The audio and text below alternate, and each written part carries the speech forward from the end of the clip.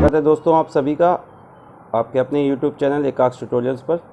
Friends, BEO की जो परीक्षा हुई है उसके प्रश्न पत्र की जो आंसर की मैंने अपलोड की थी उसमें 3 क्वेश्चंस में करेक्शन करना है। वो गलती से गलत हो गए, उसके लिए मैं क्षमा चाहता हूँ। देखिए, एक तो क्वेश्चन ये है, भारत $5 ट्रिलियन की अर्थव्यवस्था के लक्ष्य को कब तक हासिल करना चाहता है? तो वर्ष 2024 तक। 2024 ऑप्शन बी इसका सही है, ऑप्शन सी गलत है, ऑप्शन सी सही, ऑप्शन बी सही है, ऑप्शन बी सही है। दूसरा एक प्रश्न है, इसमें लाला लाजपत राय के संदर्भ में निम्नलिखित कथनों में कौन सा सही है? इसमें मैंने आपसे कहा था ऑप्शन सी सही है, लेकिन मैंने ये भी आपको बताया था कि इसमें कन्फ्यूज़न है। पहला कथन तो इसका बिल्कुल सही है, लेकिन दूसरे कथन में कन्फ्यूज़न है। लेकिन अब इसमें आप ऑप्शन ए को मार्क कर लीजिए, क्योंकि मेरे अनुसार ऑप्शन ए इसमें सही होना चाहिए। यानी कथन एक ही केवल सही है, कथन 2 गलत है। स्वराज पार्टी के गठन में लाला लाजपत राय भी शामिल हुए, तो गठन में वो शामिल नहीं हुए थे, बाद में जुड़ गए थे वो स्वराज पार्टी से, तो ये हो सकता है। लेकिन वो उसके गठन में शामिल नहीं हुए थे, तो ऑप्शन ए सही होगा, केवल पहला कथन सही है। इसको आप करेक्ट कर लीजिएगा। और तीसरा प्रश्न जो है वो करंट अफेयर्स का है कि ग्रीस के संदर्भ में निम्नलिखित कथनों में कौन सा सही है? तो ग्रीस ने कैटरीना साकेलारोपोलू को देश के इतिहास में पहली महिला राष्ट्रपति चुना है।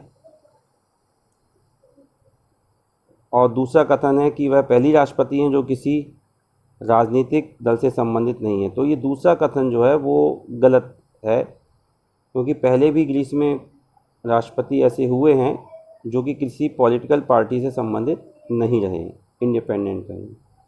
तो इसमें ऑप्शन ए सही होना चाहिए, केवल ए इसका सही होगा। 23 का ऑप्शन ए करेक्ट है, ठीक है, ऑप्शन ए। तो ये आप करेक्ट कर लीजिएगा फ्रेंड्स। और एक ज़रूरी बात और है कि हिस्ट्री से इस पेपर में बीओ के प्रश्न पत्र में यदि इसकी एनालिसिस करें हम, तो हिस्ट्री से 16 क्वेश्चन आए हैं, और करंट अफेयर से लगभग 21 से 22 प्रश्न आए हैं। ज्योग्राफी से भी लगभग 16 से 17 प्रश्न हैं। यदि आप इसमें एनवायरनमेंट के कुछ प्रश्न मिला लें तो वो अलग से हैं, तो संख्या अधिक हो जाएगी, एनवायरनमेंट के क्वेश्चन अलग रहते हैं। और यूपी स्पेशल से काफ़ी क्वेश्चन आ गए हैं। तो करंट अफेयर्स पे आपको अपना फोकस रखना है, उसके साथ साथ हिस्ट्री और ज्योग्राफी पे भी अच्छा फोकस रखना होगा। जो भी अभ्यर्थी यूपी पीसीएस के आगामी एग्ज़ाम की तैयारी कर रहे हैं, यूपी पीसीएस प्रीलिम्स जो होना है 2020 का, या आरओ 2016 की परीक्षा जो होने जा रही है, ठीक है।